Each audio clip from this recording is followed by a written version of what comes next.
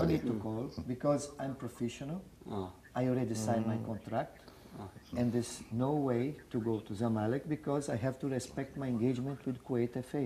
This is what I said to him. Thank you very much. It's an honor for me to Zamalek, but now I'm engaged. I cannot take any responsibility because it's no fair, not clean.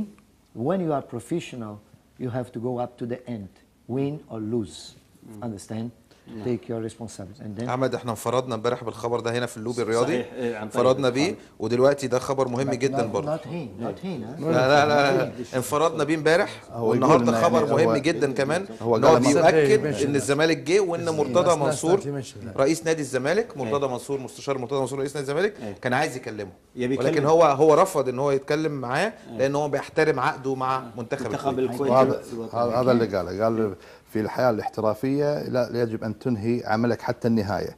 ما ينبغي عليك انك تطلع في نص هذا العمل ولازم تحترم I can't do عقدك. that. No. They give you your salary, Zamalek, your salary. This is another history.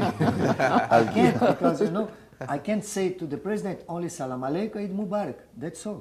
كل ما بامكانه نقوله لرئيس نادي لرئيس- الزمالك We هو cannot السلام talk about عليكم. business because I'm engaged already. كعلاقة Understand? ولا It's not fair. يستطيع ان يتكلم